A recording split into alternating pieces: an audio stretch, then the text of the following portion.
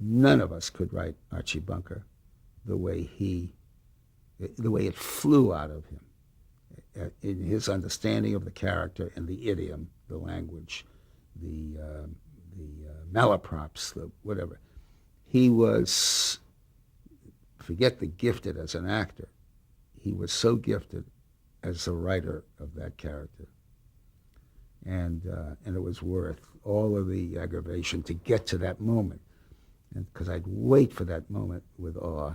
I hated the Gilda Radner Bow Wow Wow Wow until I walked into my daughter's room one night and she was up watching it. It was a Saturday night. I said, "What are you doing up?" And she said, "I'm watching Bow Wow Wow Wow, Mom." And I said, "Well, I mean, look what she's doing." And my daughter said, "Oh, Mommy, lighten up." I get the phone call. NBC, we love the show. We're picking it up. We have one note.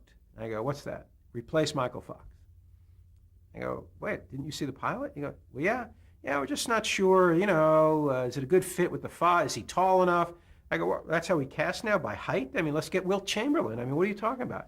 He goes, "Well, is he the kind of face that's going to be on a lunchbox, Brandon?" I go, "Maybe a thermos. I mean, who knows? How do you cast a show this way?"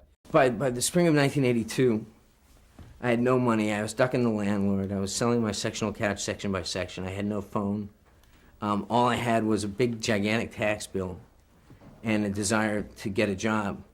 But I couldn't just get a job. I was really in a position where I needed like a gigantic score. I needed something really major to pull me out of this abyss that I was in. And I got an audition for Family Ties. Oh, man. I mean, I had deathless lines. Do you remember? "Do you think you can fool Conchita?"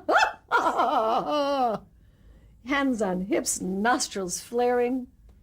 I used to swear that there was a Rita Moreno makeup kit that consisted of a shoebox with pancake number, 68, which was usually dark and brown, 2 hoop earrings, and a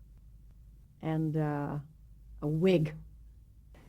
In questioning public officials who owe an explanation to the public, I've tried to be equally vicious to all of them. Republicans, Democrats, liberals, conservatives, didn't matter. I learned that, you want to get the stunt people work. Can you swim? No.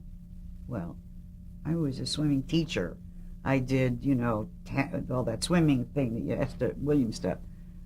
And so they get a double, and she comes to me and she said, "I have a confession to make." I said, "What is it?" She said, "I don't know how to swim, but I needed the job." I said, "No problem. Go in the trailer." And I doubled my double. I gunned it and rammed into the sound truck, nearly killed the director of photography, put the bike down, slid under the truck, and they took the bike out first because they rented that. And then they said, "Are you okay?" And they said, "Probably, we're never going to let you do that again." And so for the next 10 years, they put me on a board on wheels and pulled me. I became our space reporter as well as anchorman. I loved the story. It was a wonderful story of achievement. And everybody at Cocoa Beach at the Space Center, Cape Canaveral, was looking up. They were looking toward the stars rather than looking down with the depressed state of the world affairs, civil rights in Vietnam going on at the same time. So this was a relief story. I think one of the high points was meeting Nelson Mandela.